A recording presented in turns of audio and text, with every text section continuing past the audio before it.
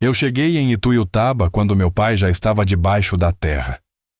Meus irmãos não me avisaram a tempo. Disseram que tentaram me ligar, mas eu sei que foi mentira. Eu estava com sinal o dia todo. Cheguei sujo de estrada com a roupa que eu usava para trabalhar. E tive que pedir emprestado uma camisa para ir até o cemitério me despedir dele. E quando eu voltei da cova, encontrei meu irmão Dico sentado na cadeira de balanço do meu pai, no alpendre da casa onde eu nasci, como se aquilo já fosse dele. Ele nem se levantou quando eu entrei. Meu nome na estrada é Xodó. Ninguém sabe o meu nome de verdade, e eu nunca me preocupei em contar. Na estrada, o apelido é o que vale. É o que fica gravado no rádio PX, é o que os outros doutores gritam quando você passa num pátio. É o que a sua história carrega pelo Brasil inteiro. O Xodó veio de uma frase da minha mãe, Dona Lúcia, que sempre dizia que eu era o xodó do meu pai. Quando eu era pequeno, eu achava que ela dizia isso para me animar. Depois que cresci, fui entendendo que ela dizia porque acreditava de verdade. Só não sabia se era verdade porque meu pai, seu Antônio, nunca disse essas coisas com palavras.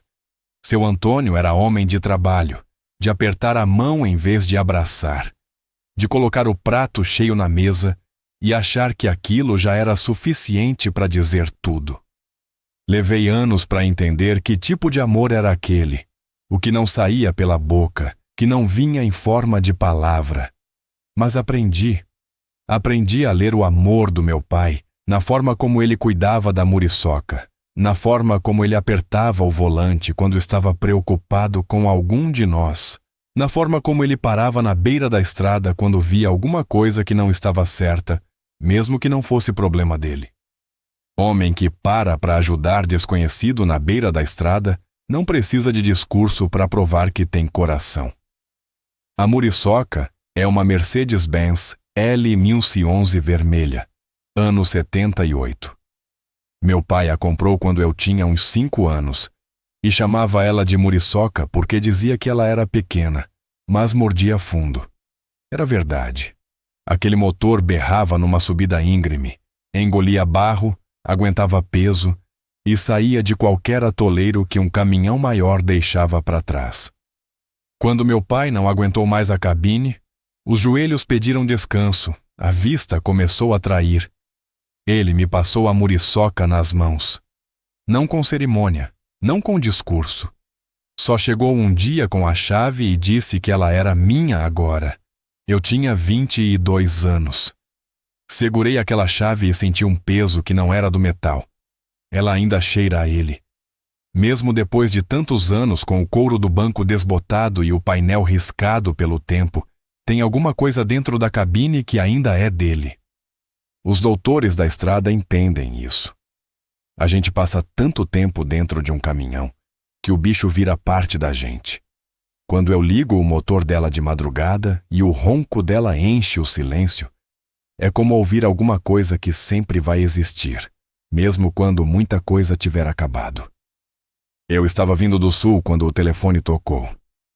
Estava carregando uma carga de implementos agrícolas, saindo de Cascavel rumo a Uberlândia, numa daquelas noites de estrada plana, onde o mundo some nos dois lados e só existe o asfalto na frente e o céu escuro em cima. O telefone tocou no suporte do painel e eu vi o nome de Neto na tela. Neto é o irmão do meio. Tem esse jeito de falar arrastado, como se cada palavra custasse mais do que ele queria pagar, especialmente quando tem alguma coisa difícil para dizer. Eu já sabia que não era boa notícia antes de atender. Ele disse que meu pai tinha passado mal durante a noite, que estava no hospital, grave. A voz dele estava monótona demais para ser só cansaço. Era aquela monotonia de quem já processou alguma coisa que ainda não foi dita em voz alta. Eu perguntei que horas tinha sido. Ele disse que tinha sido de madrugada. Eu perguntei por que tinha demorado para ligar. Ele disse que tinha tentado antes, que o telefone não completava a ligação. Eu olhei para o painel do telefone. 4 barrinhas de sinal. Tempo nublado nenhum. A ligação tinha passado direto da primeira vez Eu sabia que era mentira, mas não era hora de brigar por isso. Virei o caminhão numa rotatória em Cascavel e fui. Liguei pro Toninho para avisar que a carga ia atrasar. Toninho é meu parceiro de pátio em Uberaba, um mineiro gordo e bom que entende tudo sem precisar de explicação longa. Ele disse que resolvia, que eu fosse, que ficasse com Deus. Desliguei o rádio PX porque não queria conversa de ninguém. Não queria que nenhum doutor da estrada me perguntasse para onde eu ia com aquela pressa, porque eu não ia saber responder de um jeito civilizado. Dirigi 16 horas quase sem parar. Parei uma vez num posto em Maringá para abastecer a muriçoca e pegar um café que eu nem gostei. Só engoli porque precisava de alguma coisa quente por dentro. Não fui com fúria. Fui com aquele aperto no peito que a gente sente quando sabe que alguma coisa acabou, mas ainda não quer entregar o juízo para esse saber. O coração da gente às vezes precisa de tempo para aceitar o que a cabeça já entendeu. Eu fui dando esse tempo a mim mesmo ao longo da noite, quilômetro por quilômetro. Cheguei em Ituiutaba com o sol já alto e a rua da minha infância cheia de carros que eu não reconhecia. A casa tinha daquele movimento quieto de casa de luto, com gente entrando e saindo, com vozes baixas, com o silêncio específico que só existe nesses momentos. Estacionei a muriçoca na frente. Fiquei sentado no banco por um momento, olhando para a porta da casa onde eu tinha nascido. Respirei fundo. Desci. Minha mãe estava na sala, sentada na cadeira de sempre, com a Bíblia no colo fechada, rodeada de vizinhas que eu conhecia de toda a vida. Ela me viu entrar pela porta e eu vi nos olhos dela ao mesmo tempo a alegria de me ver e o peso de tudo que ela ia ter que me dizer. Ela se levantou devagar. Os ossos dela também pediam descanso faz tempo. E quando chegou perto de mim, me abraçou do jeito que só mãe abraça, com os 2 braços apertados nas costas, como se quisesse segurar o filho antes que o mundo levasse. Eu abaixei a cabeça e ficamos assim por um tempo que eu não queria que terminasse. Foi ela que disse, com a voz baixa, sem me soltar. Disse que o velório tinha sido na véspera, que ele tinha passado de madrugada e que tinham velado de manhã e enterrado no fim da tarde, que meus irmãos tinham tentado me avisar, que ela estava contando com que eu chegasse a tempo, que ela sentia muito. Eu disse que estava tudo bem. Não estava, mas não era para ela que eu ia dizer isso. Fui até o quarto onde tinham separado uma roupa de parente, peguei uma camisa de botão que era do meu primo e ficou um pouco folgada nos ombros e fui a pé até o cemitério. Não quis companhia. Às vezes o luto pede testemunha, às vezes não. O meu não pedia. O cemitério de Ituiutaba fica a uns 15 minutos a pé da casa onde eu cresci. Eu conheço aquele caminho de memória. Passei por ele quando enterrei avó, quando enterrei vizinho, quando acompanhei meu pai em enterro de amigo dele. A gente vai acumulando essas caminhadas ao longo da vida e elas vão ficando cada vez mais pesadas. Naquele dia, eu carregava luto dobrado. Achei a sepultura pela terra ainda fofa, pela cruz de madeira nova com o nome escrito à mão em tinta preta. Antônio Ferreira da Silva. Sem título, sem enfeite, sem mais nada. Era o jeito dele. Ele não gostava de excesso em nada, não gostava de estardalhaço, não gostava de gente que precisava de enfeite para parecer o que não era. Me ajoelhei na terra. Não rezei em voz alta, que não é o meu jeito. Fiquei em silêncio com ele. Contei coisas que nunca contei em vida, da estrada, da empresa, de coisas que eu queria que ele tivesse visto. De uma vez que eu tirei o caminhão de um atoleiro impossível, sozinho, no escuro, usando exatamente o truque que ele tinha me ensinado anos antes. E como eu tinha ficado parado depois com a mão no volante, orgulhoso, pensando nele, que era uma pena que ele não estava por aí para ouvir. Não chorei muito. Meu pai não gostava de choro. Ele sempre disse que choro sem ação é fraqueza e que choro depois da ação é o único que tem dignidade. Eu ainda estava no meio da história. Não era hora de chorar ainda. Quando voltei para casa, foi que eu vi Dico na cadeira de balanço. A cadeira de balanço do meu pai era um objeto sagrado naquela casa. Era a cadeira onde ele tomava o café da manhã quando não estava na estrada, onde ele lia o jornal aos domingos, onde ele ficava no fim da tarde olhando o movimento da rua, com aquele jeito de quem passou a vida rodando o mundo, e agora aprecia a quietude de ficar parado. Ninguém sentava naquela cadeira quando meu pai estava em casa. Era o lugar dele. Não era regra falada, era respeito. Tinha gente que entrava em casa pela primeira vez e já sabia que não era para sentar naquela cadeira, de tanto que ela dizia de quem era. Dico estava nela com uma cerveja na mão, camisa aberta no calor da tarde, com o olhar de quem está no lugar que acha que sempre foi seu. Quando eu subi os degraus do alpendre, ele me olhou de um jeito que tinha alguma coisa errada. Não era tristeza, não era constrangimento de estar sentado onde não devia. Era conforto. Aquele conforto cínico de quem já decidiu alguma coisa e está apenas esperando o momento certo de revelar. Ele disse que eu demorei. Eu disse que vim assim que pude. Ele disse que podia ter vindo mais rápido. Eu olhei para ele por um segundo, para o irmão que cresceu comigo, que mamou no mesmo peito, que eu já tirei de encrenca mais de uma vez ao longo da vida, e não reconheci nada de familiar nos olhos dele. Era um estranho sentado na cadeira do meu pai, bebendo cerveja no dia depois do enterro, sem nenhuma dor visível no rosto. Entrei na casa sem responder. Não porque não tivesse resposta, mas porque havia a minha mãe dentro daquela casa, e havia um limite do que eu podia deixar acontecer perto dela naquele dia. Nos 2 dias que se seguiram, a casa ficou cheia do jeito que fica em casa de gente que viveu muito e bem.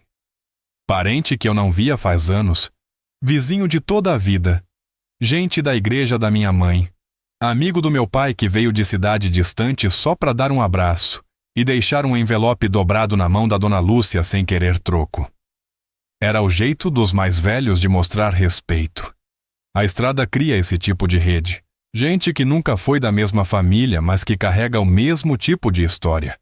E que aparece na hora certa porque sabe que um dia vai precisar de alguém que apareça pela mesma razão.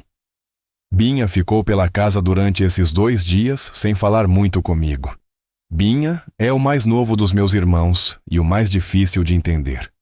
Desde pequeno ele tinha uma frieza nos olhos que não combinava com a idade. Uma capacidade de calcular que a maioria das pessoas demora a vida inteira para desenvolver, e que nele apareceu cedo demais e do jeito errado. Meu pai foi duro com ele quando era criança, achando que podia moldar aquilo à força de disciplina. Não moldou. Só ensinou o Binha a esconder o que ele era com mais cuidado. Nos raros momentos em que Binha cruzou comigo pela casa naqueles 2 dias, ele tinha aquele sorriso guardado no canto dos lábios, que eu conheço desde que ele tinha 8 anos. O sorriso de quem sabe alguma coisa que você não sabe ainda. De quem está esperando o momento de revelar. Eu fingia não notar, mas eu notava. No 3º dia, Dico reuniu a família no quarto da frente. Era depois do almoço, quando a casa tinha esvaziado dos visitantes e só restava a família direta. A sala estava com as cadeiras reorganizadas de um jeito que parecia preparado. Dico na frente, Neto e Binha de cada lado. E minha mãe num canto, quieta, com as mãos no colo e o olhar baixo. Eu me sentei do lado dela porque era onde eu queria estar. Dico começou a falar de um jeito diferente do seu jeito normal. Com palavras mais formais, mais cuidadas, com uma cadência que ele claramente tinha praticado antes. Falou de responsabilidade, de necessidade de organização, de que o bem da família precisava ser protegido. Falou do sítio, aqueles 12 alqueires nos arredores de Ituiutaba que meu pai tinha comprado aos pedaços durante 20 anos, hectare por hectare, pagando com o que sobrava da estrada depois de pagar tudo o que precisava pagar. Terra que ele tinha plantado com as próprias mãos, que tinha criado animal, que tinha regado com suor de vida inteira. Não era riqueza, era história. Eu ouvi tudo sem falar. Era importante ouvir até o fim antes de abrir a boca. Quando Dico terminou, eu perguntei o que estava sendo proposto exatamente. Ele disse, com toda a calma do mundo, que os três tinham chegado à conclusão de que o melhor era regularizar a situação do sítio em nome deles, que eles tinham ficado em Ituiutaba, que tinham cuidado do pai nos últimos anos, que tinham estado presentes quando ele precisou, que eu, por escolha própria, tinha escolhido a estrada, e que essa era uma escolha que vinha com consequências. O silêncio que veio depois dessas palavras era diferente de todos os silêncios que tinham existido naquela casa antes. Era um silêncio carregado, tenso, o tipo de silêncio que precede uma coisa que não tem volta. Eu olhei para Neto. Ele estava olhando para o chão com tanta força que parecia que queria afundar nele. Olhei para Binha. Binha estava me olhando com aquele sorriso guardado no canto dos lábios, esperando alguma coisa. Olhei para minha mãe. Ela estava com os olhos fechados. Perguntei a Dico se ele estava me dizendo que eu não tinha parte no que meu pai tinha construído. Ele disse que não era bem isso, que era uma questão de quem tinha feito os sacrifícios do dia a dia, de quem tinha estado presente nas horas difíceis. Eu disse que mandava dinheiro para casa todo mês, faz mais de 15 anos sem falhar. Ele disse que dinheiro era uma coisa, presença era outra. Binha soltou um risinho baixo que ele não tentou esconder. Eu virei para ele. Ele não desviou o olho. Não gritei. Não bati na mesa. Não fiz nada do que eles esperavam que eu fizesse. Me levantei devagar. Coloquei a mão no ombro da minha mãe por um segundo. Ela estava toda rígida, como um pássaro que sente que alguma coisa está errada, mas não sabe o que fazer. E saí da sala. Fui até o alpendre. Me apoiei no corrimão. Olhei para a rua da minha infância no silêncio da tarde. A muriçoca estava estacionada na frente da casa, vermelha e firme. O metal aquecido pelo sol da tarde. Ela estava lá como sempre esteve. Silenciosa, sólida, pronta. Naquele momento, olhar para ela foi o mais perto de consolo que eu encontrei. Fiquei em Ituiutaba mais 3 dias depois disso. Nesses 3 dias, fiz o que eu sempre faço quando o mundo fica complicado demais para mim. Fui visitar as pessoas que importavam. Fui até a casa de Aparecida. Aparecida é viúva do Silvério, que tinha sido parceiro de estrada do meu pai por quase 15 anos antes de morrer num acidente na Fernão Dias, numa noite de chuva de uns 20 anos atrás. Meu pai nunca superou completamente aquela perda. Silvério era o tipo de amigo que só aparece uma vez na vida, e a estrada às vezes cobra esse preço. Leva o que você mais confia. Aparecida ficou na cidade, criou os filhos sozinha e manteve uma relação com a minha família que era mais do que vizinhança. Era respeito mútuo, o tipo que não precisa de manutenção constante porque está fundado em algo real. Ela me recebeu com café na hora certa, como sempre, e com aquele jeito de quem já sabe o que você veio buscar antes de você abrir a boca. Aparecida é miúda, de cabelo completamente branco, com uns 70 e poucos anos que ela carrega como se fossem um presente e não um fardo. Tem uma qualidade de escuta que é rara no mundo. Ela ouvia sem tentar preencher os silêncios, sem sugerir, sem aconselhar antes da hora. A gente às vezes precisa só de uma pessoa que fique quieta junto, e ela sabia disso. Ela me contou que meu pai tinha ligado para ela algumas vezes nos últimos meses, que ele estava inquieto, preocupado com o sítio, preocupado com os filhos, preocupado com o que ia deixar, que ele tinha dito a ela que não confiava no Dico, que nunca tinha confiado de verdade, que sabia que o mais velho tinha uma ambição que não combinava com honestidade, que ele estava com medo de deixar a dona Lúcia sozinha com eles quando ele não estivesse mais. Eu ouvi tudo aquilo com a xícara de café na mão, sem tomar, esquecendo que o café estava lá. Quando ela terminou, fiquei quieto por um tempo. Depois agradeci e fui embora, sem perguntar mais nada. Alguma coisa me disse que a hora certa ia chegar. Podia me inscrever aqui no canal e deixar o joinha, que isso me ajuda demais a continuar trazendo história assim para vocês. A gente vai longe junto, doutor? Na noite antes de eu partir de Ituiutaba, sentei com minha mãe na varanda dos fundos. Aquela varanda que dava para o quintal onde meu pai plantava jiló, quiabo, couve, as coisas que ele gostava de ver crescer porque dizia que planta não mente. Planta cresce do jeito que você cuida. Estava escuro lá fora, mas Dona Lúcia tinha o quintal todo decorado na memória. A gente ficou quieto por um tempo longo, ouvindo o barulho dos grilos. Ela disse sem me olhar, que sabia que o que tinha acontecido não estava certo, que ela tinha assinado um papel que não tinha entendido, que o Dico tinha chegado com as folhas uns 15 dias depois do enterro, quando ela ainda estava no fundo do luto, quando os dias pareciam todos iguais e cinzas, quando ela acordava e levava um tempo para lembrar que o marido não estava mais lá, que ele tinha explicado de um jeito confuso, e que quando ela perguntou se eu estava incluído, o Dico disse que estava tudo certo, que era só uma formalidade para proteger os bens da família, que ela tinha confiado no filho mais velho porque filho mais velho a gente confia, é o que a vida ensina. Eu peguei na mão dela no escuro. Ela tinha as mãos de quem costurou para fora durante 40 anos, de quem lavou roupa de madrugada para completar o dinheiro da casa, de quem nunca parou enquanto teve alguém que precisasse dela. Mãos calejadas, mas de uma delicadeza que o tempo não tirou.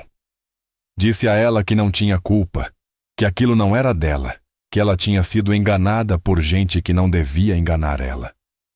Ela não respondeu, mas eu senti a mão dela apertar um pouco a minha. Quando me levantei para ir embora, ela me chamou de volta. Disse uma coisa que eu não esperava.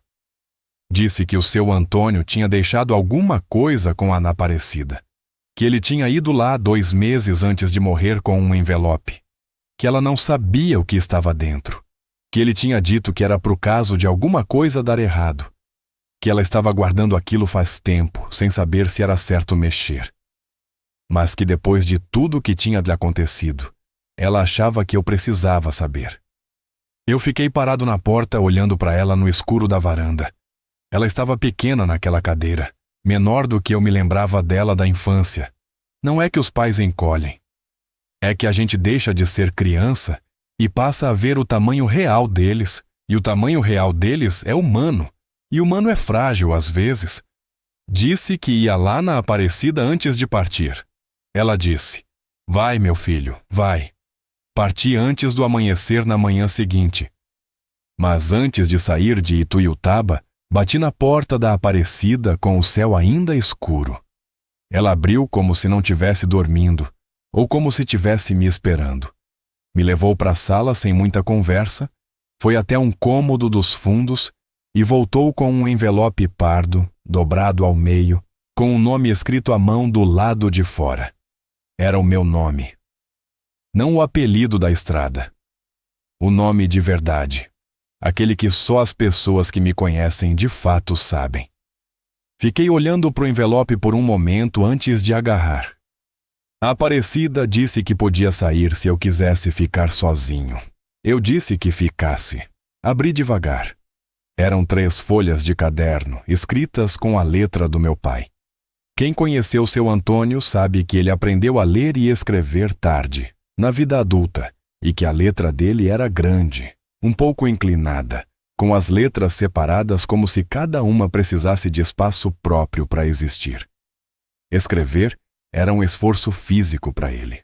Cada palavra colocada com cuidado. Esta carta tinha o peso de quem escreveu sabendo o que estava colocando ali e por que estava colocando. Li devagar. A primeira frase dizia que ele nunca foi homem de carta, mas que tinha aprendido na vida que algumas coisas precisam ser deixadas por escrito, porque a boca falha na hora errada. Que ele sabia que ia morrer em breve. Os médicos tinham dito, e ele tinha acreditado porque os ossos já confirmavam. Que tinha coisas que precisava acertar antes de ir. Ele falava de mim. Falava de quando eu era criança e passava as férias no caminhão com ele. De uma vez que eu tinha uns 8 anos e dormi no banco do passageiro enquanto ele dirigia de noite pela BR-050 e que ele tinha olhado para o menino dormindo e sentido alguma coisa que ele não sabia nomear, mas que era muito grande. Ele nunca tinha dito isso em voz alta. Agora estava escrito numa folha de caderno, com aquela letra inclinada e grande. Ele falava da muriçoca. De como tinha sido difícil passar o caminhão para as minhas mãos, porque era como passar um pedaço de si mesmo. Mas que ele sabia que era o certo porque eu ia cuidar dela, que eu ia entender o que ela era. Ele falava dos irmãos. Dizia que sabia o que o Dico era. Que tinha tentado criar de um jeito diferente, mas que tinha falhado em alguma coisa que não sabia bem o que era. Que o Binha tinha alguma coisa dentro dele que ele não conseguia alcançar, que doía admitir, mas que era verdade. Que o neto era fraco, mas não era mau, e que fraqueza se cura com o tempo se a pessoa quiser. E na última página, na última linha, meu pai escreveu uma frase que desfez tudo o que eu tinha construído de resistência nos últimos dias. Ele escreveu: o Xodó nunca pediu nada, mas merece tudo. Dobrei o papel com as mãos que tremiam um pouco mais do que eu queria. Coloquei de volta no envelope. Fiquei olhando para a janela de Aparecida, para o quintal dela que estava começando a receber a luz da madrugada, sem conseguir dizer nada por um tempo. Aparecida colocou a mão no meu braço e ficou quieta. Ela sabia que não era hora de falar. Depois de um tempo, me virei para ela e perguntei se tinha mais alguma coisa no envelope. Ela foi até a gaveta e tirou um segundo papel. Era uma declaração separada, escrita por seu Antônio, com firma reconhecida em cartório, datada de 2 meses antes de ele morrer. Declarava expressamente a vontade dele de que o sítio fosse destinado ao filho chamado pelo apelido de Xodó, único que nunca pediu nada, e que sempre mandou o que pôde para casa sem fazer alarde, o que mais merecia o fruto do que ele tinha construído na vida. Eu olhei para a Aparecida por um bom tempo. Ela disse que meu pai sabia o que estava fazendo, que ele não tinha confiado em cartório formal porque tinha medo que os outros filhos interferissem antes da hora, que tinha escolhido ela porque era a única pessoa fora da família que ele confiava sem reservas. Dobrei os papéis com cuidado e coloquei dentro do envelope. Coloquei o envelope dentro do bolso da camisa, do lado esquerdo, do lado do coração. Me levantei, abracei a Aparecida. Ela era miúda, mas o abraço dela era forte do jeito que os abraços de quem já viveu muito costumam ser. Agradeci sem saber direito o que estava agradecendo. Ela disse que não precisava. Saí da casa dela com o sol ainda mal nascendo, a rua quieta, o orvalho nos quintais. Fui até a muriçoca, sentei na cabine. Liguei o motor e ouvi o ronco dela subir. Aquele ronco firme e baixo que eu conhecia melhor do que qualquer outra coisa no mundo. Nos dias que se seguiram, contratei um advogado. Foi o Toninho que me indicou o Márcio, um homem seco, direto, que lia papéis como quem lê o rosto de uma pessoa, procurando o que está escondido. Nos encontramos numa sala simples em Uberlândia. Eu contei tudo, mostrei o envelope. Ele ouviu sem anotar, porque era do tipo que memoriza. Quando eu terminei, pediu os documentos que eu tinha, disse que ia verificar e me dava retorno em uma semana. O retorno veio exatamente no prazo.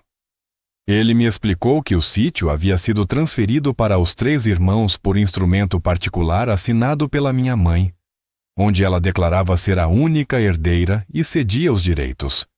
O problema era triplo. Primeiro, o inventário do meu pai ainda não havia sido aberto, e qualquer transferência antes disso tinha inconsistência jurídica grave. Segundo, minha mãe não era a única herdeira. Eu era herdeiro da mesma forma que os outros. Terceiro, A assinatura de minha mãe apresentava características que mereciam análise grafológica, o que significava suspeita de adulteração. Eu perguntei se isso significava o que eu estava pensando. Ele disse que havia base sólida para a contestação, que a declaração do meu pai era evidência de vontade que sustentava a argumentação jurídica, que haviam detalhes ainda sendo verificado que podia mudar o peso da situação.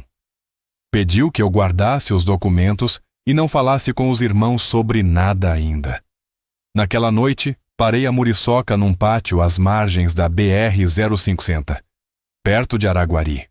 Era noite fechada, com o céu limpo cheio de estrela.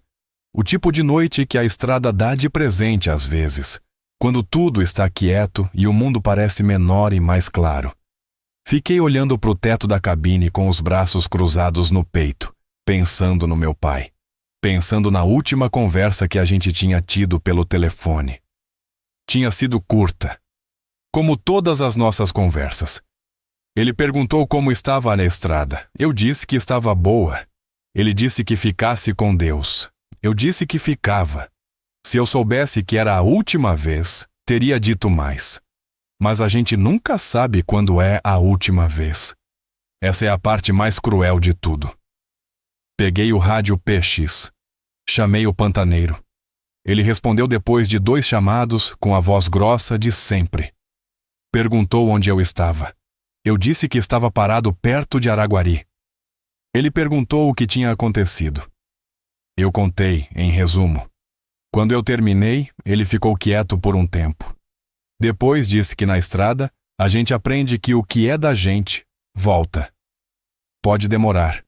Pode vir por um caminho que a gente não esperava, mas volta. Que a estrada não deixa dívida em aberto. Disse que o pior que eu podia fazer era ir até os irmãos antes da hora certa e estragar o que estava sendo construído. Que eu precisava ter paciência.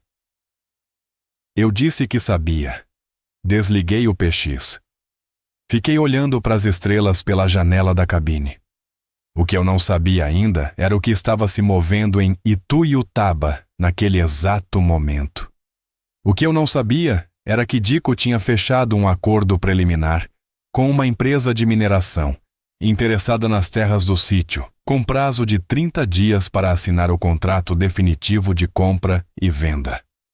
O que eu não sabia era que Neto, numa noite de bebida num boteco na beira da cidade, tinha contado a um vizinho do sítio exatamente como a da assinatura da minha mãe tinha sido obtida, e que esse vizinho tinha uma consciência que não dormia em paz faz algum tempo e que estava esperando uma razão para falar. Mas tudo isso eu só fui saber depois. Por ora, eu tinha a estrada. Tinha a muriçoca. Tinha o envelope com as palavras do meu pai dobrado no bolso do peito. E tinha a voz do pantaneiro ainda ecoando na cabine. A estrada não deixa a dívida em aberto. Liguei o motor. Coloquei a primeira marcha. E fui. Márcio me ligou numa tarde de quarta-feira, 3 semanas depois da nossa primeira conversa. Eu estava num pátio em Cascavel, esperando a liberação de uma carga de soja que tinha atrasado por causa de problema na balança. Sentado na cabine da muriçoca com o sol batendo no para-brisa, o calor daquele tipo que deixa o ar pesado e faz tudo parecer mais lento do que é. O telefone tocou, e eu reconheci o número do escritório dele antes de atender. Ele disse que tinha o detalhe que estava verificando. Disse com aquela voz de quem vai colocar uma carta pesada na mesa e sabe o peso do que está fazendo.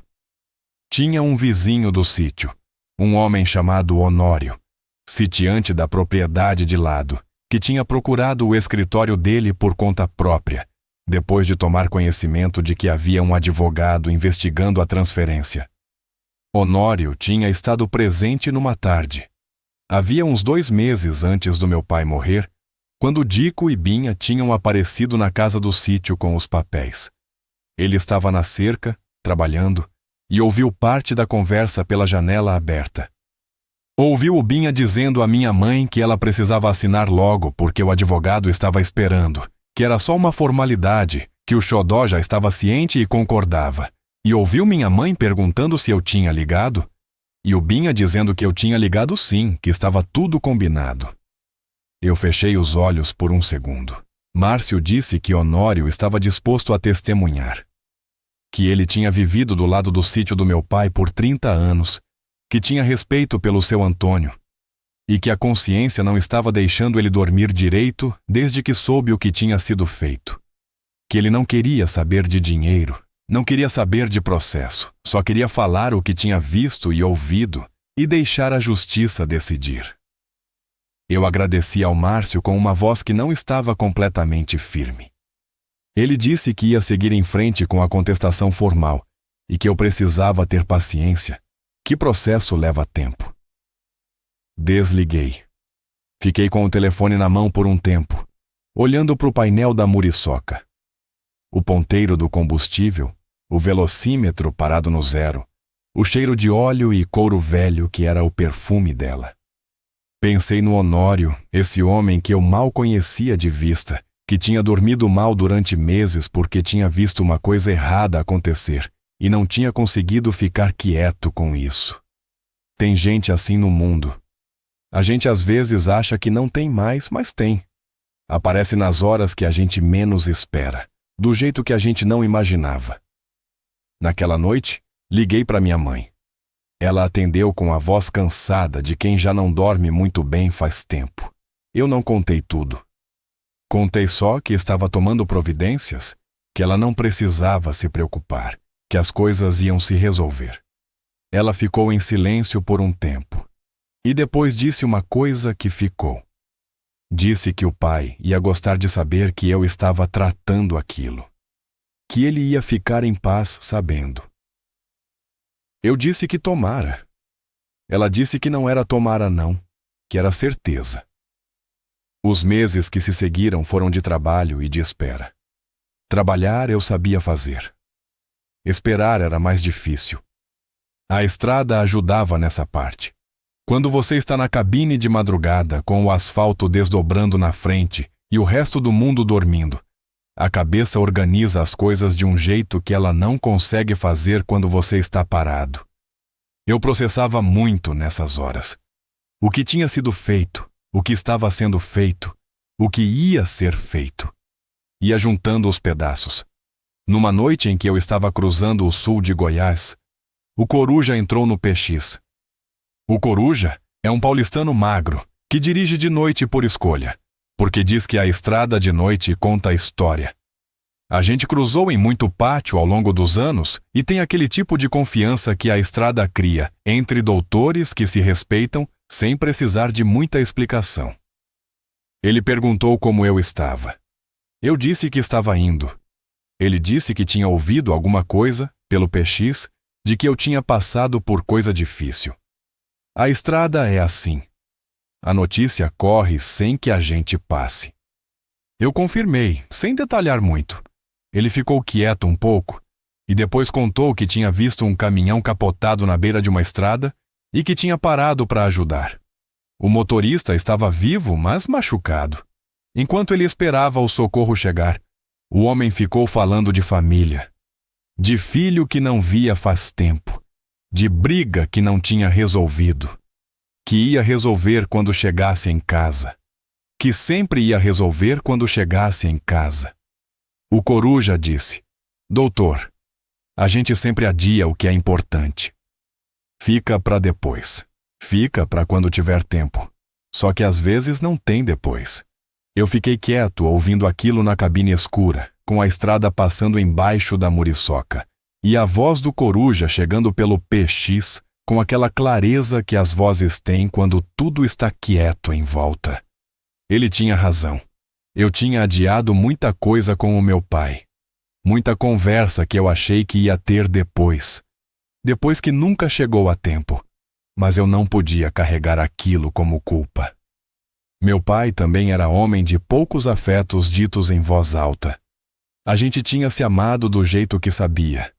E no final, ele tinha deixado escrito o que nunca conseguiu dizer. Isso precisava ser suficiente. A contestação foi protocolada pelo Márcio no prazo certo. Eu não acompanhava cada detalhe porque ele havia me pedido que não ficasse checando todo dia que processo tem o próprio tempo e que a ansiedade não acelera cartório. As atualizações iam pintando um quadro que estava se formando devagar, mas se formando do lado certo.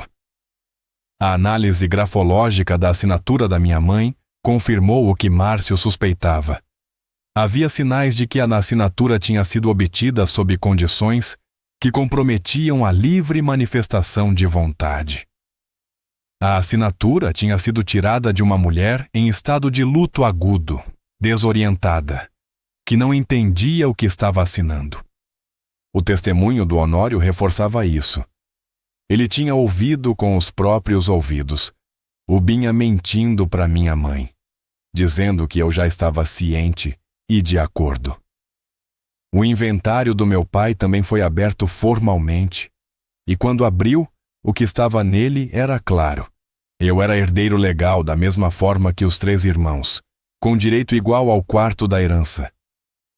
O Dico, quando foi notificado do processo, ligou para mim. Era a primeira vez que a gente falava desde a reunião na sala da minha mãe. Ele começou com aquela voz de quem quer parecer razoável, dizendo que aquilo era um exagero, que a família não precisava de briga, que a gente podia resolver sem envolver advogado e cartório. Eu deixei ele falar tudo.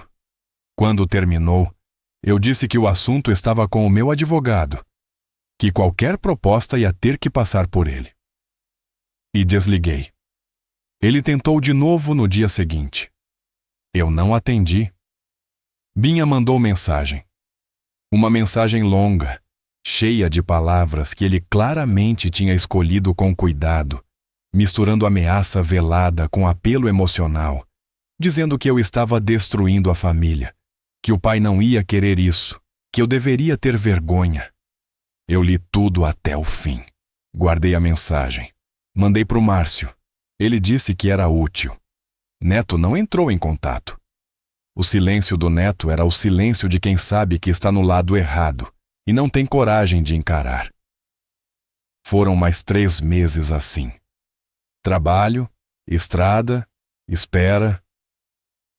A transportadora Xodó ia crescendo devagar em Uberlândia, com o Toninho segurando o lado administrativo e eu rodando. Toninho me atualizava por telefone de vez em quando, mais sobre a empresa do que sobre o processo, porque era o jeito dele de me dizer que a vida continuava e que eu precisava continuar junto com ela. Numa sexta-feira de manhã, Márcio me ligou com uma voz ligeiramente diferente. Não eufórica, ele não era do tipo, mas com alguma coisa que eu não tinha ouvido antes nela. Uma firmeza maior, uma cadência mais direta. Ele me contou o que tinha acontecido. Dico, sentindo o processo apertar, tinha tentado acelerar a venda das terras para a empresa de mineração antes que a contestação fosse julgada.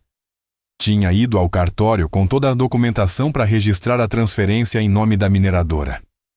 O tabelião, o mesmo que meses antes tinha me chamado de lado e me avisado sobre as irregularidades, tinha se recusado a lavrar a escritura por entender que havia impedimento legal em andamento. Dico saiu do cartório com a documentação debaixo do braço e sem o que queria. Numa reunião com o advogado dele, tentando encontrar uma saída, Dico tinha feito o que gente desse tipo faz quando o cerco aperta, tentado empurrar a culpa para o irmão. Tinha dito que a ideia de me excluir da herança tinha sido do Binha, que a assinatura forçada da minha mãe tinha sido coisa do Binha também.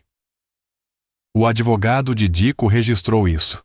Quando o advogado do Binha ficou sabendo, Binha por sua vez entregou o Neto, dizendo que ele sabia de tudo desde o começo e ficou quieto.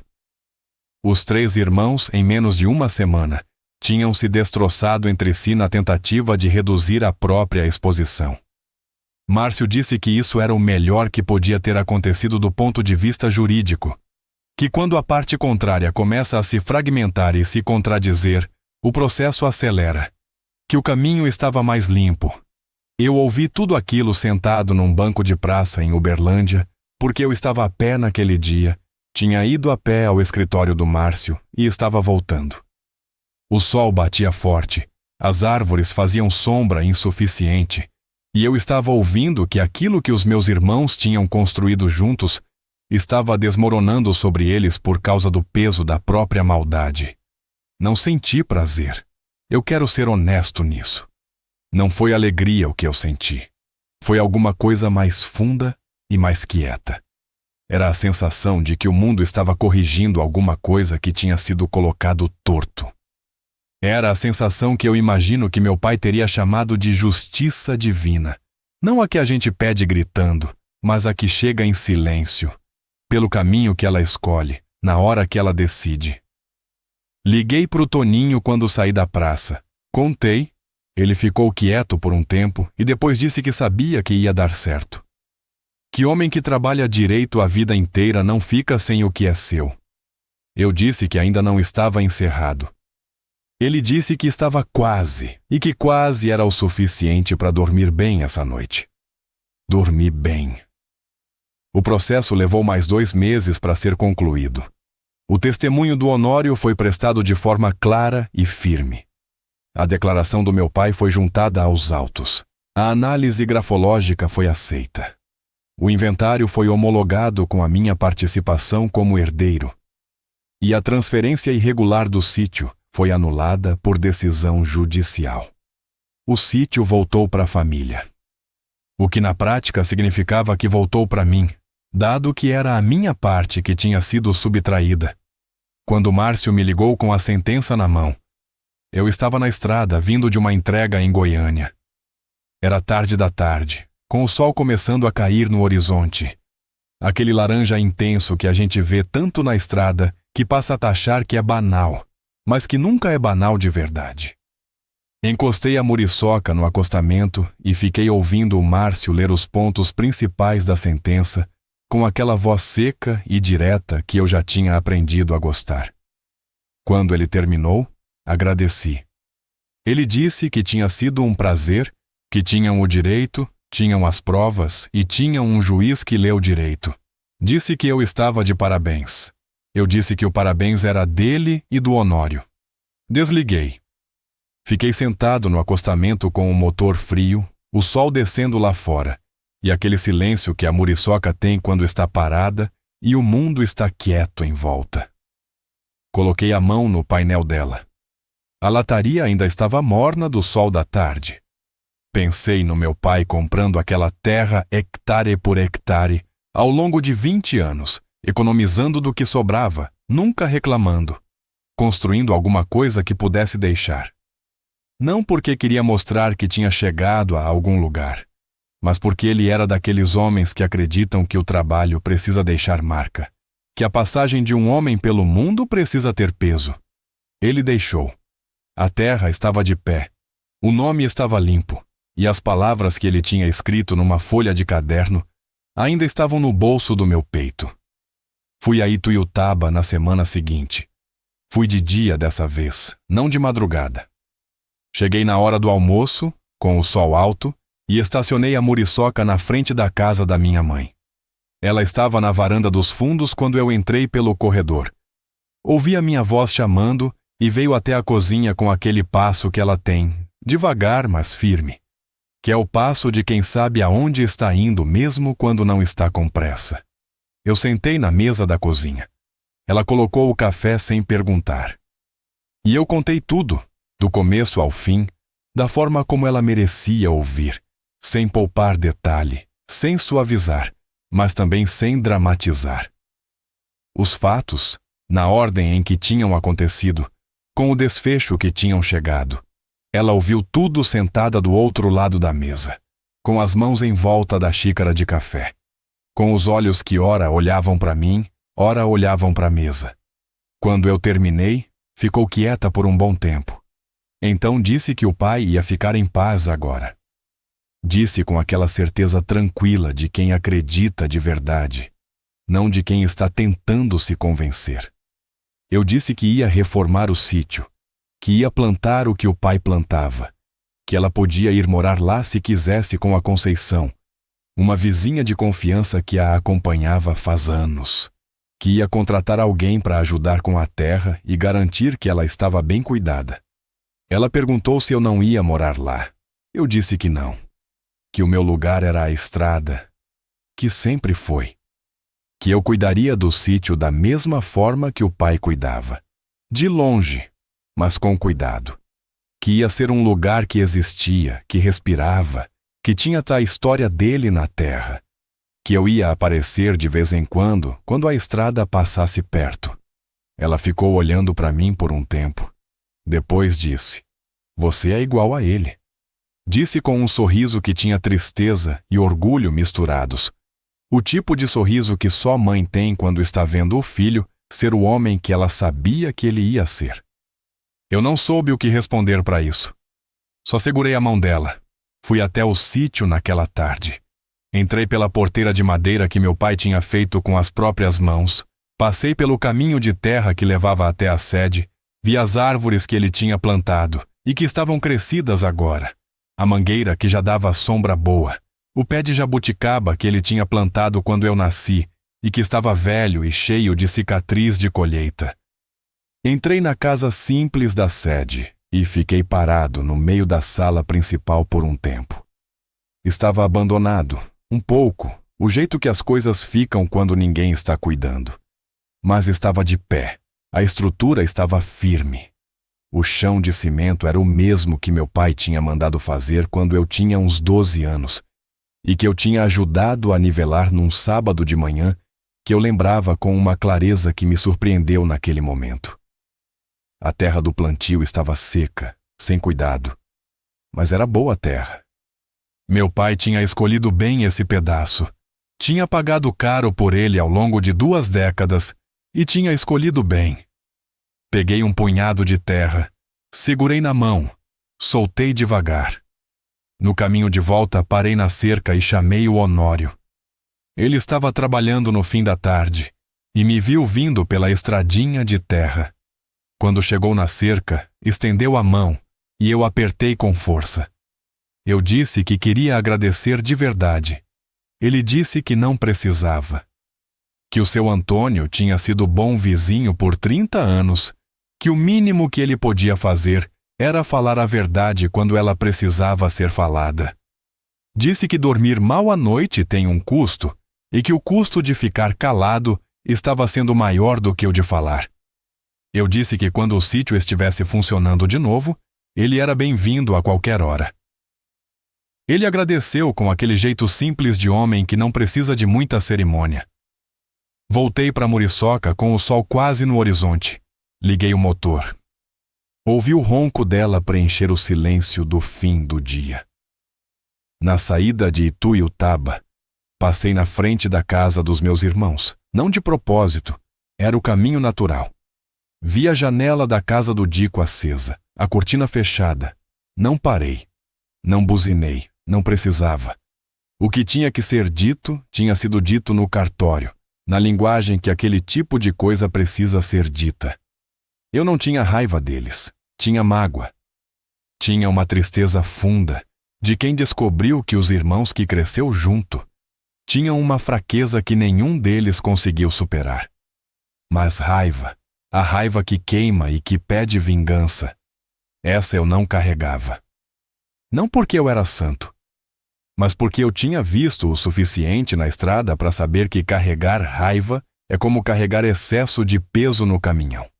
Você vai mais devagar, gasta mais combustível e ainda arrisca perder o controle nas curvas. O que eles tinham feito, eles teriam que carregar. Não eu. Naquela noite, já na estrada em direção a Uberlândia, sintonizei o PX no canal de sempre e ouvi a voz do Milagre entrando. O Milagre é um gaúcho enorme que a gente encontra naquele trecho de vez em quando, com 30 anos de estrada sem acidente e uma santinha no retrovisor que ele diz que nunca falhou. Ele entrou com aquela voz de barítono que preenche o canal, perguntando quem estava no pedaço. Eu me identifiquei. Ele disse que faz tempo que não ouvia meu QRA naquele canal. Perguntou como estavam as coisas. Eu disse que estavam bem, melhor do que tinham estado em muito tempo. Ele perguntou o que tinha mudado. Eu fiquei pensando na resposta por um segundo.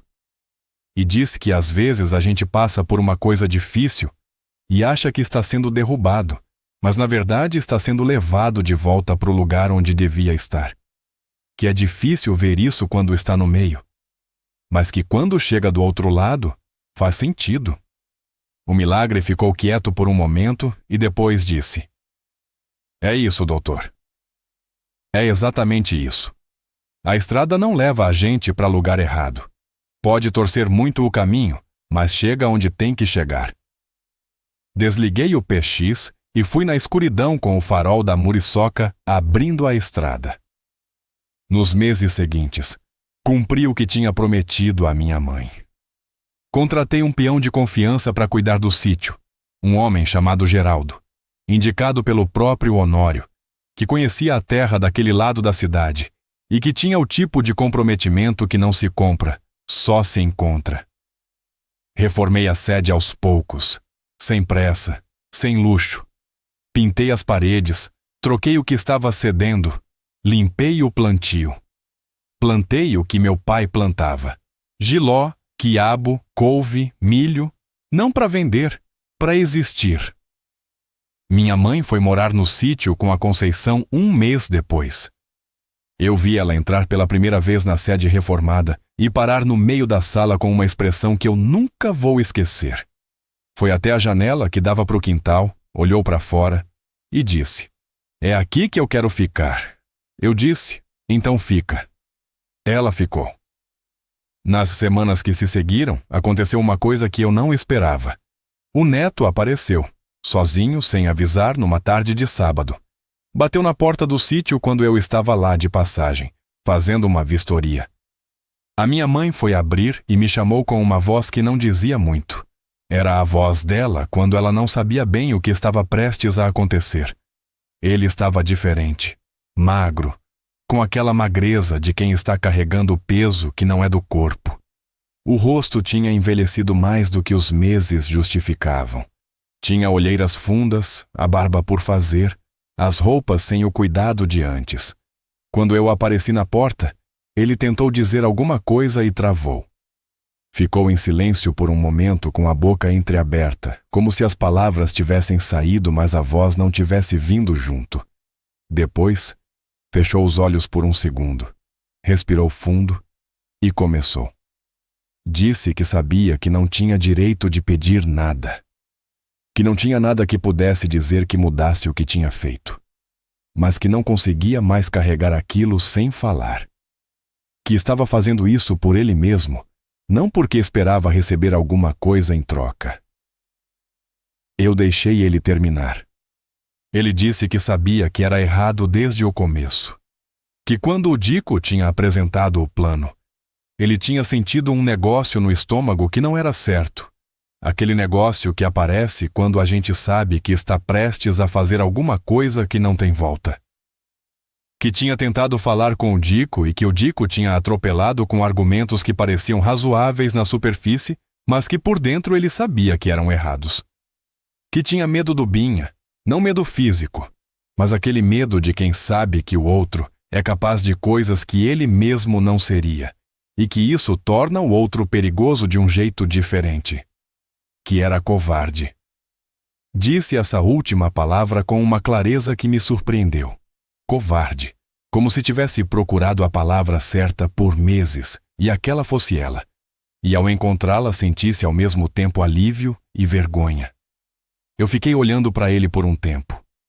Para aquele homem que era meu irmão do meio, que tinha crescido no mesmo quarto que eu por anos, que eu tinha ensinado a amarrar o tênis quando ele era pequeno e chorava de frustração porque os laços não saíam certos, que tinha se deixado ser usado por gente mais fraca de caráter do que ele, porque não tinha tido coragem de ser o que sabia que devia ser, que agora estava na minha porta com a magreza de quem não está conseguindo fazer as pazes com o espelho.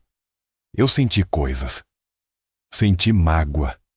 Essa não tinha ido embora e provavelmente nunca ia ir de todo. Senti uma tristeza cansada, do tipo que não tem mais choro, que já ficou seca de tanto processar. E senti alguma coisa que não era exatamente pena, mas era parecido.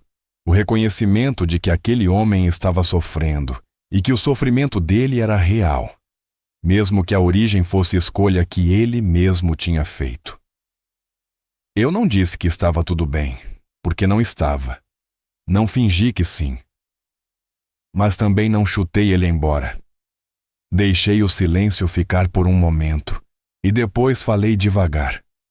Disse que o que tinha sido feito, que não podia ser desfeito, que o processo estava encerrado, que a terra estava de pé, que minha mãe estava bem, que quanto ao resto, ao que ia acontecer entre a gente dali para frente, isso dependia de como ele escolhesse viver o que vinha depois. Que eu não ia prometer nada, mas que também não ia fechar porta, que era o máximo que eu podia dar naquele momento. Ele assentiu com a cabeça, devagar, com os olhos molhados que ele não tentou esconder. Não disse obrigado, e foi certo não dizer, porque obrigado seria errado ali. Só ficou quieto por um momento como se estivesse deixando aquilo pousar de verdade. Depois ele foi. Saiu pela estradinha de terra devagar, sem olhar para trás. Eu fiquei parado na porta olhando ele ir, ficando menor no final da estrada, até sumir na curva. Dona Lúcia apareceu ao meu lado sem fazer barulho. Ela não tinha ouvido a conversa inteira, mas tinha ouvido o suficiente. Ela me olhou e disse: "Você fez certo." Eu disse que esperava que sim. Dico e Binha nunca apareceram. Era o que eu esperava e era o que eu preferia. Algumas rupturas não se consertam. Não porque não tem vontade de tentar, mas porque tem coisas que não voltam depois de ser feitas. Na estrada, quando um caminhão quebra de um jeito que não tem conserto, você não fica tentando religar o motor. Você chama o guincho, aceita a perda e faz o que precisa fazer em seguida. A transportadora Xodó foi crescendo. Toninho fazia o que sabia fazer com maestria, e eu rodava com a Muriçoca e com mais 2 caminhões que fomos incorporando aos poucos. Não era empresa grande, era honesta, estava crescendo e todo o dinheiro que entrava tinha vindo de trabalho limpo. Era o tipo de crescimento que deixa a gente dormir. Numa tarde de sábado, fui a Ituiutaba só para visitar minha mãe. Sentei com ela no alpendre do sítio, aquele que dava para o caminho de terra. Tomamos café. Ela me contou de coisas do dia a dia, da horta, da Conceição. Eu ouvi com aquela calma que a gente ganha quando percebe que ouvir alguém é um presente, não uma obrigação. Ela perguntou se eu estava bem. De verdade, não de protocolo. Eu disse que estava. Ela disse que era bom de ver, que fazia tempo que ela não via eu com aquele olhar. Eu perguntei que olhar. Ela disse: "O olhar do seu pai quando as coisas estavam no lugar certo." Eu não soube o que responder, só sorri. Quando fui embora, ela me acompanhou até a porteira. A Muriçoca estava estacionada na saída, vermelha contra o verde da tarde. Aquela imagem que eu já tinha visto tantas vezes que estava dentro de mim, como uma fotografia permanente. Minha mãe ficou na porteira me vendo ligar o motor. Levantou a mão quando eu saí. Eu buzinei de leve. Fui pela estradinha de terra até a estrada asfaltada. Quando a Muriçoca tocou o asfalto, senti o ronco dela mudar de qualidade. Ficou mais firme, mais certo, como quando um instrumento encontra a nota que estava procurando. Eu botei a 5ª marcha e fui. Teve um momento, já na BR, com a tarde caindo e o céu tomando aquela cor que não tem nome certo, que eu pensei no meu pai pela última vez naquele dia. Pensei nas palavras que ele tinha escrito. O Xodó nunca pediu nada, mas merece tudo. Eu nunca pedi nada mesmo. Não pedi o caminhão, ele me deu. Não pedi a empresa, eu construí. Não pedi o sítio de volta. A verdade voltou por conta própria, pelo caminho que a verdade escolhe quando ninguém tenta segurar ela. Meu pai sabia de coisas. Ele não sabia escrever com elegância, não sabia falar de sentimento, Não sabia dar abraço do jeito que eu precisava quando era pequeno. Mas sabia que caráter é o que você mantém quando ninguém está olhando. Sabia que o que você constrói com trabalho honesto tem uma solidez que o que você pega de mão beijada nunca vai ter. Sabia que os filhos aprendem mais vendo do que ouvindo. Eu aprendi. Aprendi na forma como ele tratava a Muriçoca, que era o mesmo jeito que eu trato ela hoje. Aprendi na forma como ele parava para ajudar desconhecido na beira da estrada, que é o que eu ainda faço toda vez que vejo alguém precisando. Aprendi na forma como ele ficava quieto quando podia brigar, e só abria a boca quando o silêncio não era mais suficiente. A estrada vai seguir. A Muriçoca vai seguir. O sítio vai continuar de pé, com a horta da minha mãe crescendo, com o pé de jabuticaba do meu nascimento dando fruta toda a temporada. E eu vou continuar rodando de noite, que é quando a estrada fala mais claro, quando os doutores que valem a pena estão no PX com histórias para contar, quando o asfalto parece ir mais longe do que a vista alcança. Meu pai estava certo sobre uma coisa que eu demorei para entender completamente. A estrada não abandona quem é da estrada. Ela pode testar, pode virar, pode botar obstáculo no meio, mas ela não abandona. E o que é de Deus, volta, sempre volta.